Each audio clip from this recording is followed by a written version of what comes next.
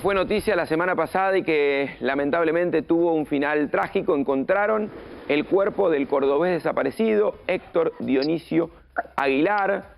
Una historia que te contábamos en ¿Qué hay que hacer? La semana pasada, un cordobés que había sido contactado desde prisión, desde Mendoza, vía Facebook, que le habían hecho y habían armado una historia donde una supuesta mujer con la que él había tenido una relación hacía unos años, había reaparecido en su vida y que esta mujer lo que le estaba pidiendo, lo que le estaba solicitando era dinero que él transfería, según sus hijos, 3.000, 4.000 pesos semanales o mensuales, no recuerdo en ese momento, Nahuel, ayúdame, lo había dicho de esta manera, y que en un momento ese pedido de dinero se transformó en un pedido de ¿por qué no venís a Mendoza?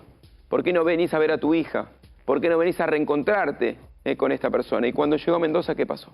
Claro, él estaba esperando encontrarse con la mujer que había conocido, la chica esta que había conocido y que supuestamente fruto de ese amor había nacido una hija. Se iba a encontrar con ellas. Claro, cuando llegó se encontró con un ex convicto que lo subió al auto y que de ahí no se supo más nada. Sí se supo que el auto, cuando fue habido, quería ser vendido por Autoparte. De ahí no apareció más nada, hasta lo que contaste hace un rato.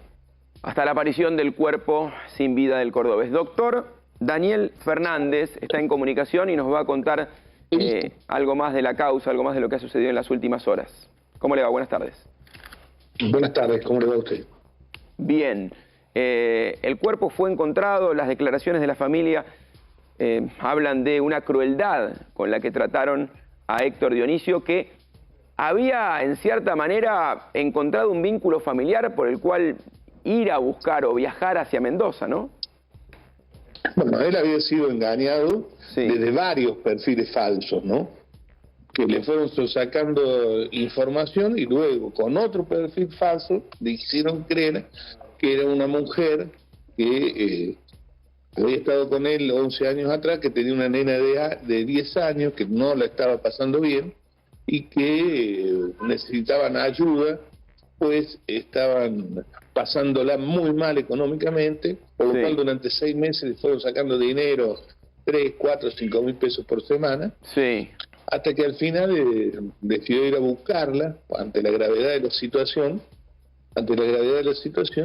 y bueno, y sucedió lo que todos sabemos. En interín, de alguna manera, este engaño también le hicieron hacer a él una serie de conductas, por ejemplo, mentir hacia dónde se dirigía, que no le dijera nada a nadie. A la familia no le dijo nada, al patrón algo le había dicho. Cuando llegó acá a Vicuña Maquena, que está a 50 metros distante de San Basilio, a inflar una bomba de auxilio, al playero le dijo que iba hasta Realicó. A él no le contó a nadie, la otra vez hablamos con uno de sus hijos. Al playero le dijo que iba hasta Realicó, y en Realicó lo paró la policía y le preguntó a dónde iba, y dijo que iba a Unión. Nunca se refirió ir hacia Mendoza y mucho menos hacia San Rafael, ¿no? ¿Y cuál es la hipótesis de lo que sucedió una vez que él llegó a San Rafael? Lo que se encontraría probado es que cuando llegó ahí a Cañada Seca, Salto de las Rosas, y esto es lo sorprendente, para vincularlo después, en el este de la ciudad de San Rafael, fue abordado por este señor Ríos, Brian Ríos, y supuestamente también por Erika Luffy, porque él necesitaba seguramente ver una mujer. A partir de allí... disculpe, fue abordado por 2 personas. Él necesitaba ver a una mujer. No está claro todavía. Todavía no está claro. Pero él necesitaba ver a una mujer, doctor. La acusación primigenia habla de que fue abordado por 2. Y de allí desapareció. Claro. ¿No es cierto? Él necesitaba ser abordado por una mujer porque el engaño había empezado justamente, primero con un contacto de otra persona, con un perfil falso. Después con otro perfil falso lo había contactado una mujer con la que él supuestamente había tenido un vínculo hacía muchos años. Y después apareció la figura de la hija también, ¿no? Exactamente. Y a tal punto que él debe haber hablado por teléfono, eso dan cuenta de algunas comunicaciones que se han podido rescatar, y seguramente tiene que haber escuchado la voz de una mujer. Claro. Claro, para que siga la historia, para que continúe la historia. Claro, ¿Qué sucedió con su vehículo? Además, él llevó un dinero. Sí, que en su momento se habló de que apareció perfecto y después se hablaba de que había sido prendido fuego. ¿Qué ocurrió con ese vehículo? Que si no recuerdo mal era un Onix, ¿no? Era un Onix blanco. No, un Gol.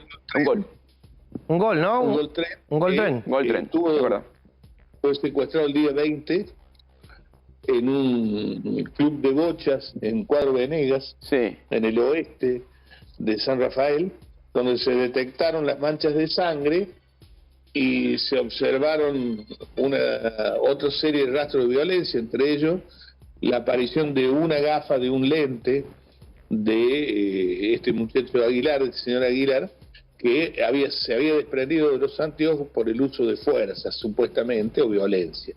Cuando se encuentra el cuerpo ahora, sí, precisamente se encuentra el resto del lente sin la gafa. Así que todo haría parecer como que esto se cerró violentamente. Claro. ¿Cuándo fue? No sabemos.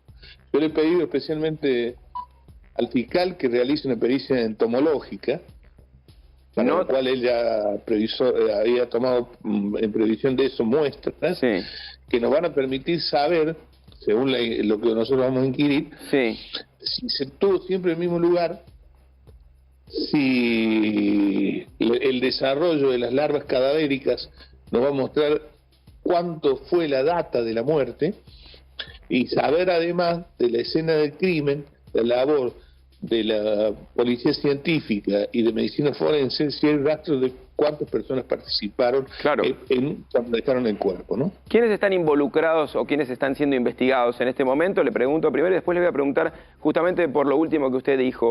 ¿De qué manera fue encontrado Héctor Dionisio? Bueno, están involucrados 4 personas directamente en los hechos de estafa, robo y homicidio hasta hoy. Hasta hoy le digo porque resta determinar autoría, coautoría, participación. Y uno más por el encubrimiento, que es Campos, por el encubrimiento que tenía el auto para desarmarlo y vender. Bien, bien. 4 personas involucradas. Y le preguntaba, ¿cómo en la noticia de ayer por la noche fue que apareció finalmente el cuerpo de Héctor Dionisio? Sí, ayer declaró el principal imputado, el principal sospechoso de haber materializado el hecho, que es Ríos. Y incluso fue trasladado desde el penal en un operativo de fuerzas penitenciarias, policiales y judiciales, hasta el lugar donde él indicó que se encontraba, que era un lugar de muy difícil acceso y de muy difícil ubicación, que está, para que ustedes, los que conocen la región, hay una villa 25 de Mayo, al sur de la villa 25 de Mayo y al norte de un camino que se llama Cuesta de los Terneros. Sí. Ahí tenemos un mapa. En el Cerro Bola, detrás del Cerro Bola, en donde funcionaba una mina de uranio que hoy está abandonada, a la par había una cantera y en esa cantera estaba tapado por piedras y un nylon el cuerpo de Héctor Dionisio Aguilar, ¿no? Bien, bien. Bueno, doctor, muchas gracias. Vamos a seguir de cerca este caso. Un caso que cuando comenzamos a tratarlo, en qué hay que hacer, era una desaparición, eran muchos días.